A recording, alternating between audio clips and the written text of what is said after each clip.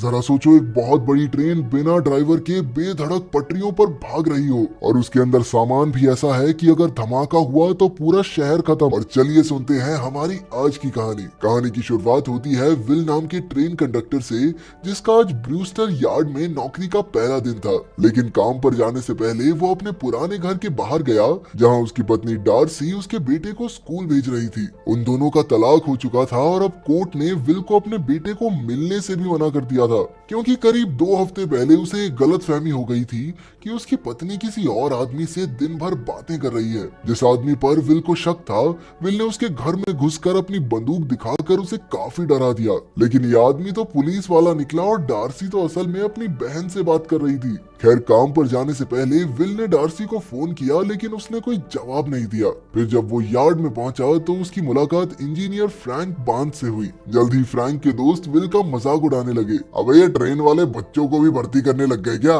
इस पर विल ने भी जवाब दिया, हाँ वो पहले से भर्ती हुए बुढ़े ढंग से काम नहीं करते ना, इसीलिए। उधर फुलर यार्ड नाम की जगह पर ड्यूए और जिलीस नाम के इंजीनियर्स ट्रेन नंबर 777 को पटरी से हटा रहे थे। इस पटरी से आज एक स्कूल के बच्चों की ट्रेन गुजरने वाली थी, जिसमें उन्हें रेलवे सुरक्षा के बारे में बताया जाएगा। तभी जिलीस ने देखा कि ड्यूए एयर पॉइंट्स लगाना भूल गया था, जिसका मतलब ये था कि वो एयर ब्रेक नहीं लगा पाएगा। लेकिन ड्यूए ने कहा कि उसे इस ट्रेन को बस यार्ड तक लेकर जाना है और फिर बाद में वो उसे ठीक कर लेगा, वरना उसे बॉस की डांट सुननी पड़ेगी। जैसे ही उसने ट्रेन आगे बढ़ाई, ड्यूए ने देखा कि पटरी पर ट्रेलिंग पॉइंट का स्विच ढंग से नहीं लगा था, तो वो ट्रेन को आइडल मोड पर करके नीचे उतर गया। फिर ड्यूए ने स्विच तो ठीक कर दिया, लेकिन तभी ट्रेन आइडल मोड से 8वें गियर पर लग गई, जिससे ट्रेन अपने आप ही तेजी से चलने लगी और ड्यूए बेचारा पीछे ही रह गया। अब ट्रेन नंबर 777 बिना किसी ड्राइवर के खुद ही दौड़ती जा रही थी। उधर फ्रैंक और विल को आज 25 डब्बों की एक ट्रेन स्टैंटन शहर तक पहुंचानी थी।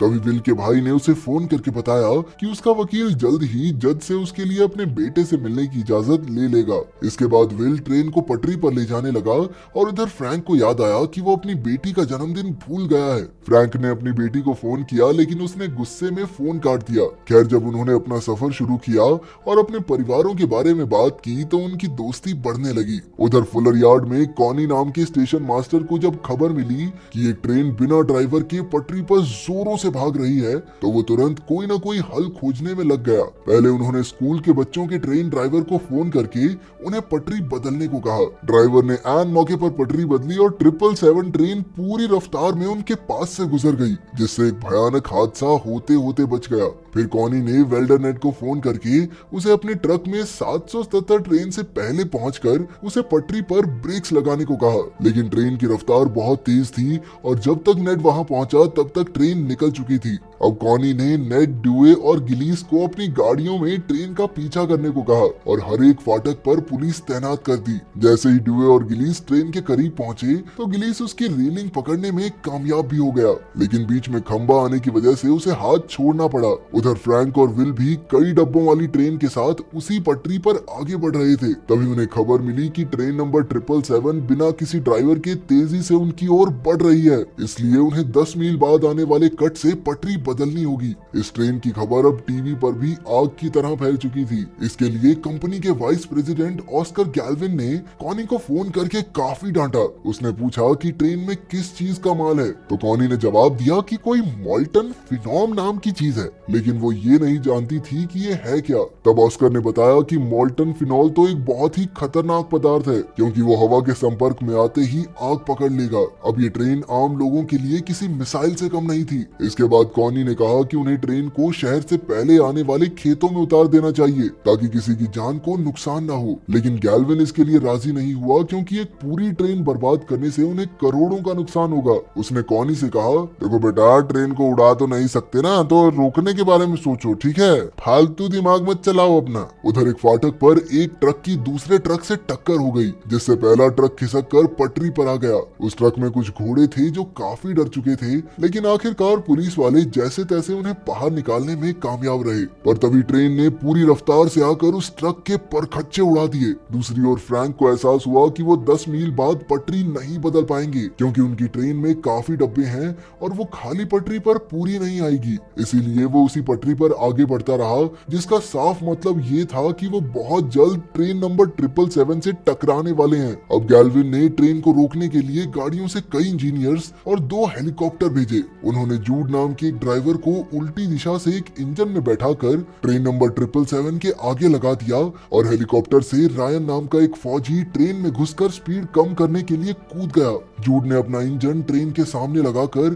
ट्रेन की स्पीड थोड़ी कम तो कर दी, लेकिन जब रायन ट्रेन के इंजन में घुसने लगा तो जोरदार झटका लगने की वजह से वो घायल होकर हवा में ही बेहोश हो गया। अब गैल्विन ने कहा कि जूड को अपने इंजन को मोड़कर ट्रेन नंबर 777 को दूसरी पटरी पर ले जाना होगा, लेकिन ट्रेन का भार और स्पीड बहुत ज्यादा होने की वजह से ट्रेन ने जूड के इंजन को पटरी से गिरा दिया, जिससे जोरदार धमाका हुआ और बेचारे जूड की मौत हो गई। उधर फ्रैंक और विल भी ट्रेन नंबर 777 के काफी करीब आ गए थे। तभी फ्रैंक ने अपनी बेटी को फोन करके कहा कि वो उससे बेहद प्यार करता है। अब उनका प्लान था कि वो ट्रेन के पास आने से पहले ही पटरी बदल लेंगे, जिस पर अभी मरम्मत का काम चल रहा था। फ्रैंक समय पर पटरी बदलने में कामयाब रहा, लेकिन ट्रेन नंबर 777 भी वहीं आ गई। उनकी ट्रेन काफी लंबी थी, इसलिए टक्कर की वजह से उनकी ट्रेन के आखिरी डिब्बों के हजारों टुकड़े हो गए। तब फ्रैंक को खबर मिली कि पुलिस स्टैंटन शहर को खाली करवा रही है, क्योंकि अगर कोई ट्रेन को नहीं रोक पाया तो शहर में तो तबाही मच जाएगी। अब फ्रैंक के दिमाग में एक आइडिया आया। उसने विल से कहा कि उन्हें अपनी ट्रेन का इंजन अलग करके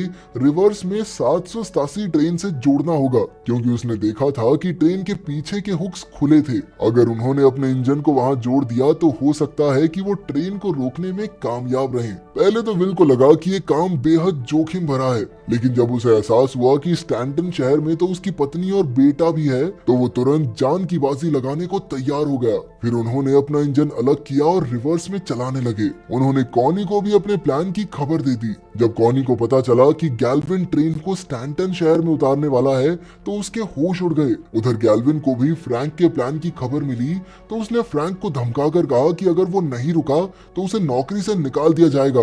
लेकिन फ्रैंक की रिटायरमेंट तो वैसे ही पास आ रही थी, तो उसे इस बात से एक घंटा फर्क नहीं पड़ा। इसके बाद गैल्विन ने गुस्से में कॉनी को उन दोनों को रोकने को कहा, लेकिन वो भी ट्रेन से ज्यादा स्टैंटन शहर वालों की जान बचाना चाहती थी। इसीलिए उसने सिर्फ गैल्विन की बात को सुनने का नाटक किया। असलियत में वो फ्रैंक और विल को ट्रेन नंबर 777 की पूरी जानकारी देती रही। अब शहर की तकदीर फ्रैंक और विल के हाथों में थी। ये सारी खबर डार्सी, उसका बेटा और फ्रैंक की बेटी टीवी पर देख रहे थे। अब वो ट्रेन से सिर्फ आधा मील दूर थे, इसलिए विल इंजन की दूसरी तरफ जाने लगा ताकि वो ट्रेन के हुक्स को जोड़ सके। जैसे ही ट्रेन उनके करीब आई, उसने हुक्स को जोड़ने की कोशिश की, लेकिन ट्रेन और इंजन की टक्कर होने की वजह से ट्रेन के डिब्बे का दरवाजा खुल गया और हवा के तेज बहाव की वजह से अनाज उड़कर विल के ऊपर गिरने लगा। लेकिन विल अपनी पूरी जान लगाकर जैसे तैसे बीच में लटका रहा और उन हुक्स को जोड़ने में कामयाब रहा, पर इसी बीच उसका पैर बुरी तरह जख्मी हो गया। खैर, किसी तरह वो इंजन में वापस पहुंचा और फ्रैंक ने उसे अपने जख्म पर टेप लगाने को कहा। अब स्टैंटन शहर का मोड़ बेहद नजदीक था,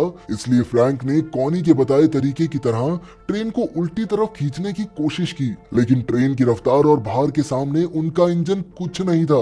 अब विल को एक आइडिया आया और उसने कहा कि उन्हें ट्रेन के हर एक डिब्बे पर जाकर हैंड ब्रेक्स लगाने चाहिए। फ्रैंक मान गया और वो विल को इंजन थमाकर खुद हीरो की तरह छत से कूदता हुआ हर एक डिब्बे की हैंड ब्रेक लगाने लगा। लेकिन अब भी ट्रेन की रफ्तार घटने की जगह बढ़ ही रही थी, क्योंकि इंजन के सभी ब्रेक टूट चुके थे। अब पटरी का मोड़ उनके सामने था और तभी फ्रैंक के कहने पर विल ने इमरजेंसी ब्रेक्स दबा दिए। अचानक लगी इन ब्रेक्स की वजह से ट्रेन काफी टेढ़ी हो गई और साइड की पटरी टूटने लगी। लेकिन विल के बार बार ब्रेक्स लगाने की वजह से आखिरकार ट्रेन मोड़ पार करने में कामयाब रही। इसी के साथ स्टैंटन शहर वालों की जानलेवा मुसीबत टल गई थी। अब फ्रैंक छत से होते हुए ट्रेन के इंजन की तरफ बढ़ रहा था, लेकिन आखिरी डिब्बे से कूदना उसके लिए मुमकिन नहीं था। उसी वक्त नेड अपनी पुलिस की गाड़ियां लेकर फ्रैंक की मदद के लिए आ पहुंचा। उसने गाड़ी डिब्बे के पास लाकर फ्रैंक को कूदने को कहा। आखिरकार फ्रैंक छलांग लगाकर ट्रेन के इंजन तक पहुंचने में कामयाब रहा और फिर उसने ब्रेक लगाकर आखिरकार ट्रेन रोक ही दी।